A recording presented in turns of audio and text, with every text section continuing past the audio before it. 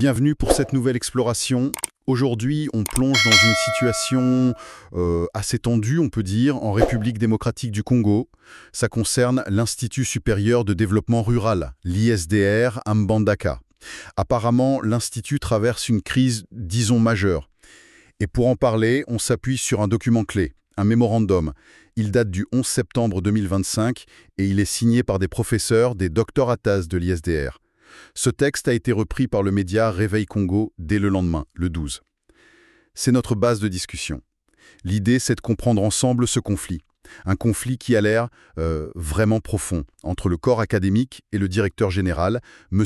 Ianza Bokabola-Martin, dont la position est contestée. On va essayer de saisir les enjeux pour l'Institut, bien sûr, mais aussi, peut-être, ce que ça révèle de plus large sur la gouvernance universitaire là-bas. Et d'emblée, le ton est donné. Le mémo, il utilise des mots très forts. On parle d'un institut au bord du gouffre. Le directeur est traité de chantre de la médiocrité. Et il y a cet appel « non à l'opprobre ». C'est une charge quand même. Ah oui, c'est une charge exceptionnellement lourde, surtout dans le milieu académique où on est souvent plus mesuré. Ces termes montrent un niveau d'exaspération extrême. Absolument. Et le point de départ, l'action principale, c'est que le corps académique récuse formellement M. Ianza Bokabola-Martin. En gros, ils disent « tué ». On ne le reconnaît plus comme DG légitime. Point. C'est ça. Et les raisons, alors là, attention, hein, incompétence avérée et mégestion qualifiée d'illégale, anarchiste et lâche. Bah oui, et là, il faut mesurer le poids des mots. Une récusation formelle par les académiques les plus hauts gradés, c'est un acte d'une gravité rare. Ça signale une crise de confiance totale, sans doute irrémédiable. Et l'expression « chantre de la médiocrité », Oui, ça interpelle. ça va au-delà de la critique administrative. Ça touche vraiment au cœur de la mission de l'université. L'excellence. Pour eux, la direction actuelle serait l'antithèse de cette mission. Et ce n'est pas tout. Au-delà de la gestion au quotidien, c'est même son arrivée à ce poste qui est attaqué. Le mémo dit qu'il s'est arrogé le titre, qu'il a pris ses fonctions de manière illégale, en violence apparemment d'une décision du Conseil d'État et surtout de l'ordonnance loi 025/81. C'est un peu la loi cadre de l'enseignement supérieur au Congo, c'est ça ? Exactement. L'ordonnance loi 025/81, c'est la colonne vertébrale juridique de l'ESU, enseignement supérieur et universitaire. Si sa nomination ou sa prise de fonction va à l'encontre de ces textes fondamentaux, alors la question de sa légitimité se pose de manière très aiguë. Et ça a des conséquences énormes sur son autorité et sur le fonctionnement normal de l'institution. D'autant qu'on lui reproche aussi une gestion très solitaire. Il prendrait les décisions seul, sans consulter le comité de gestion, alors que cet organe, d'après le mémo, a un avis obligatoire. Tout à fait. Il cite même une lettre précise du directeur, du 6 septembre, comme preuve de ce fonctionnement unilatéral. Un fonctionnement basé sur, je cite encore, l'illégalité, l'amateurisme et la légèreté des mœurs. Bon, si la légitimité est contestée et qu'en plus il y a une accusation de gestion solitaire qui ignore les organes prévus par les statuts, ça dessine le portrait d'une gouvernance pour le moins problématique. Le comité de gestion, ce n'est pas décoratif, c'est un organe de gouvernance partagé. L'ignorer, c'est nier ce principe. Et le conflit s'étend encore. Il y a un autre front qui s'ouvre, sur le statut même de ces professeurs et docteurs qui signent le mémo. D'après ce qu'il rapporte, le directeur général actuel prétendrait que leur recrutement, leur intégration, même leur paiement par l'État, la mécanisation, c'est le terme, Oui, la mécanisation. tout ça n'aurait pas été fait correctement. Ah, c'est une accusation grave contre eux, du coup. Très grave. Mais la réponse du corps académique est tout aussi ferme. Ils disent « pas du tout ». Leur intégration a été faite en parfaite conformité avec la loi 1838 sur le personnel de l'ESU. Ils détaillent dossier complet déposé, avis favorable des conseils internes, immatriculation par le secrétaire général à l'ESU, paiement par le Trésor. Pour eux, c'est clair, net et précis. Leur situation est régulière. Alors là, on est face à une contradiction frontale. La direction qui met en doute le statut de ses propres enseignants-chercheurs Oui, et eux qui affirment, document à l'appui apparemment, que tout est en règle. C'est potentiellement explosif. mais qu'est-ce qui pourrait motiver une direction à faire ça ? À remettre en cause des nominations faites sous la direction précédente? C'est la question clé. Est-ce que c'est une tentative d'écarter des gens perçus comme loyaux à l'ancien régime, une façon de faire le ménage, ou alors est-ce lié à d'autres enjeux, peut-être pour affaiblir leur position dans ce conflit? C'est difficile à dire de l'extérieur, mais c'est clairement un point de friction majeur. Les académiciens, eux, ils ont leur interprétation. Ils parlent de motivation personnelle. Ils utilisent des mots comme Schadenfreude, cette joie mauvaise face au malheur des autres, Oui, et de jalousie démesurée. Ils expliquent que leur arrivée, sous le prédécesseur de M. Ianza, le professeur Luando Bakombo Giscard, a marqué une période positive pour l'ISDR. Ils parlent d'une effervescence scientifique, de colloques, de conférences, d'une grande aura pour l'Institut. d'accord. Et ils suggèrent que ce succès aurait pu créer des tensions, des jalousies, et que la situation actuelle serait une sorte de retour de bâton. C'est une interprétation possible, hein, bien sûr. Les dynamiques interpersonnelles peuvent jouer un rôle énorme dans les institutions. Mais, Mais ça devient très concret, parce qu'ils accusent M. Ianza de destruction délibérée et sans vergogne de leur dossier administratif. pardon? Destruction de dossiers? Oui, simplement parce que ces dossiers seraient, je cite, le fruit de la gestion précédente. Mais c'est extrêmement grave si c'est avéré. Absolument. Et en plus, ils bloqueraient les dossiers de promotion des docteurs qui ont fini leur période probatoire, qui devraient normalement avancer. Alors là, la destruction de dossiers, c'est non seulement une faute administrative gravissime, mais ça peut aussi relever du pénal. C'est une atteinte directe aux droits des personnes, à la mémoire de l'institution. Quant au blocage des promotions, c'est une arme de démoralisation massive. Ça peut tuer la motivation, paralyser les carrières.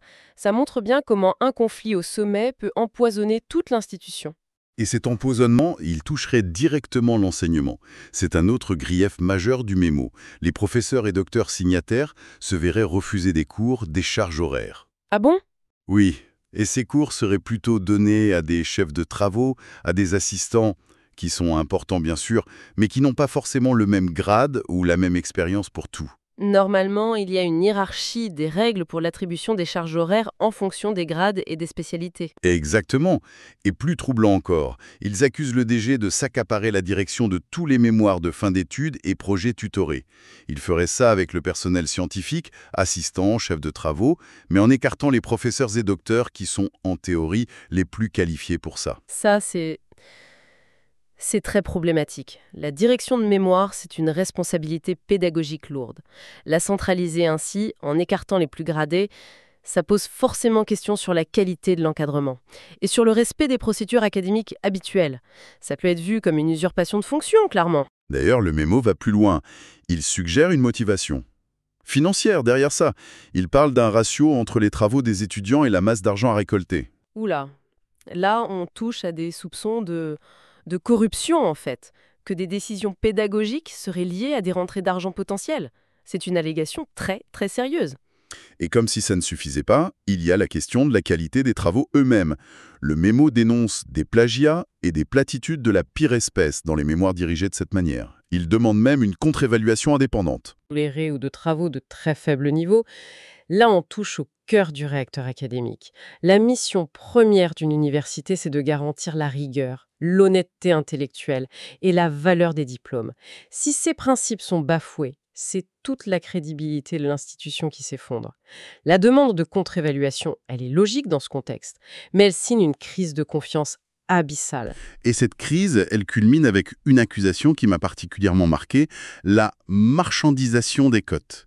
C'est une expression très forte. Qu'est-ce que ça veut dire concrètement? Peut-être plus le travail ou le niveau de l'étudiant, mais qu'elles peuvent s'obtenir autrement. Par l'argent, le favoritisme, la pression. C'est transformer l'évaluation, qui devrait être objective et juste, en une sorte de transaction. C'est la négation même du mérite académique. Et c'est exactement ce que le mémo reproche à la direction actuelle, que l'ISDR Mandaka serait devenu une véritable fabrique des cotes. Il donne des exemples, présumés, des étudiants avec un niveau très bas, qui auraient reçu de meilleures cotes et donc obtenu des diplômes sans les mériter. Alors là, si c'est vrai, c'est le coup de grâce pour la réputation d'une institution. Ça détruit la valeur des diplômes. Qui voudrait embaucher un diplômé d'un endroit suspecté de telles pratiques, qui ferait confiance à cette institution? C'est dévastateur. C'est l'antithèse de la lutte contre la médiocrité qu'il dénonce par ailleurs. Face à tout ça, on comprend mieux le diagnostic final des académiciens. L'Institut serait passé de la gloire à l'opprobre. La formule est saisissante. Oui, elle résume bien le sentiment d'une chute, d'une déchéance. Et il donne un indice, tangible selon eux, la population étudiante aurait scandaleusement tari en 2 ans. En clair, beaucoup moins d'étudiants s'inscriraient. C'est un signe classique, ça, dans ce genre de crise. Ah oui, tout à fait. La réputation, c'est le nerf de la guerre pour une université. Si des conflits éclatent au grand jour, s'il y a des doutes sur la gestion, sur l'intégrité académique, les étudiants potentiels, les familles vont voir ailleurs. Une baisse rapide et importante des effectifs, c'est un symptôme très inquiétant. Ça montre que la crise n'est plus seulement interne, elle a des effets concrets sur l'attractivité de l'établissement. Et c'est donc dans ce contexte, perçu comme une urgence absolue, qu'il lance le rappel final. C'est une demande formelle d'intervention urgente.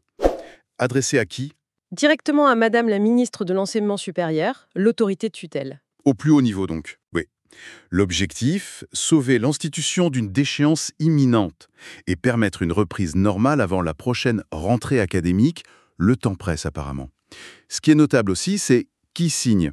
On a 3 professeurs Bakamana, Nsalonanongo, Nyantanga et 12 docteurs à thèse avec leur nom et parfois leur matricule. C'est un engagement personnel fort, nominatif, pas une lettre anonyme. Ça leur donne du poids, mais ça les expose aussi, sans doute.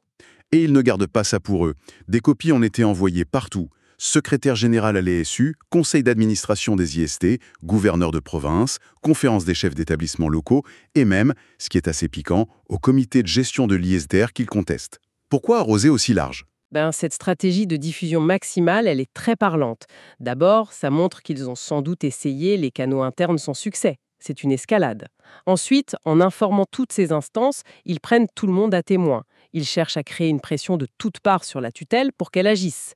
Et c'est aussi une façon de rendre la situation publique, de sortir du huis clos de l'institution.